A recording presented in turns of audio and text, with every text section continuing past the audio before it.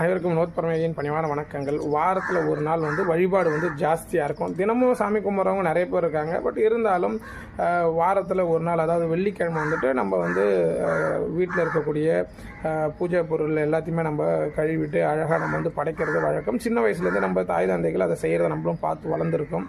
ஆனால் என்ன பண்ணுவாங்க அப்படின்னாக்கா, வெள்ளிக்கிழமை வீடு கழுவுறதுக்கு முன்னாடி வியாழக்கிழமையாக ஈவினிங்கே கழுவ ஆரம்பிச்சிடுவாங்க. அதில் நிறைய இடர்பாடுகளுக்கு நானுமே கேட்பேன், ஏமா வெள்ளிக்கிழமை தானே சாமிக்கு வீடெல்லாம் கழுவிட்டு படைக்கணும், ஏன் நீங்கள் வியாழக்கிழமையே படைக்கிறீங்க அப்படின்ட்டு என்னுடைய தாய்க்கு எனக்குமே நிறைய வாக்குவாதங்கள்லாம் நடக்கும்.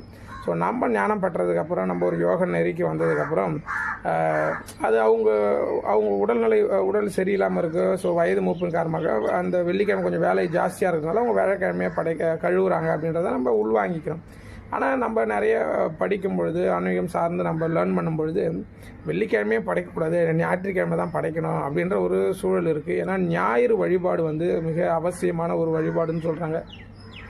ஞாயிறு சூரியனாக சொல்லப்படுது, சிவனாக சொல்லப்படுது. சிவனுக்கு நிறைய பெயர்கள் இருக்குது. ஆனால் சிவப்பன் அப்படின்றத நான் தான் கொஞ்ச நாளுக்கு முன்னாடி கேள்விப்பட்டேன். சில புத்தகங்கள் படிக்கும் பொழுது வெளி நாடுகள்லாம் இதை சிவப்பன் அப்படின்றத சொல்லியிருக்காங்க. சிவன் அப்படின்றத சிவப்பன், சிவந்தவன் அப்படின்ற கோட்பாடுகளுமே இருக்குது அப்படின்றாங்க. எனக்கு ரொம்ப மகிழ்ச்சியாக இருந்தது. ஓகே, ஒரு விஷயத்தை நம்ம கற்றுக்கிட்டோம். ஸோ இந்த பதிவு பார்க்குறவங்களும் சிவனுக்கு சிவப்பன் அப்படின்ற ஒரு பெயர் இருக்கிறதுமே நீங்கள் தெரிஞ்சுக்கங்க. ஏன் நம்ம சூரியனை வழிபட்டிருக்கோம் அப்படின்னாக்கா, அன்றைய காலகட்டங்களில் உருவ வழிபாடு கிடையாதுன்றதுனால நம்ம சூரியனை பார்த்து வழிபடுறோம். இன்றைக்கும் நிறைய பேர் பார்த்தீங்கன்னாக்கா, கோயில் குளங்களுக்கு போகிறாங்களோ இல்லையோ சூரியனை வழிபடுறது வழக்கமாக வச்சுருப்பாங்க. நானுமே அதை தான் ஃபாலோ பண்ணிகிட்ருக்கேன்.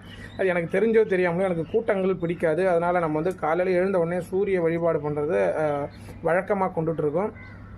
சூரியனை ஆணாகவும் பூமியை பெண்ணாகவுமே சொல்லப்படுது அப்படின்றாங்க. இது நமக்கு ஒரு மகிழ்ச்சியான ஒரு விஷயம்.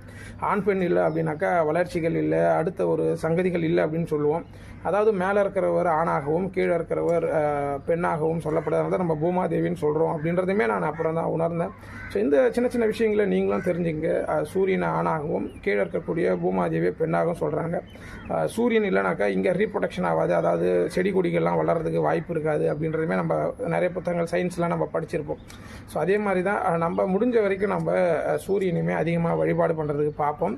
அதே மாதிரி கீழே இருக்கக்கூடிய பூமியை எந்த அளவுக்கு அசுத்தம் பண்ணாமல், எந்த அளவுக்கு நாஸ்தி பண்ணாமல், நிறைய குப்பைகளை கொட்டி அந்த பெண் தெய்வத்தை நம்ம கலங்கடிக்காமல் அழகாக பாதுகாப்போம்னு நினைக்கிறேன். புரியும் நினைக்கிறேன். முடிஞ்ச வரைக்கும் நம்மளுடைய 5 பூதங்கள் சொல்லக்கூடிய அனைத்தையும் பாதுகாத்துட்டோம் அப்படின்னா ரொம்ப மகிழ்ச்சியாக இருப்போம். அதில் முக்கியமாக மேலே இருக்கக்கூடிய சூரியனும் கீழே இருக்கக்கூடிய பூமியை நம்ம மாசுபடாமலும் நம்ம பார்த்துக்கிட்டோம் அப்படின்னா நம்மளுடைய வாழ்க்கை மேன்மை அடைன்னு நினைக்கிறேன். வாழ்க்கை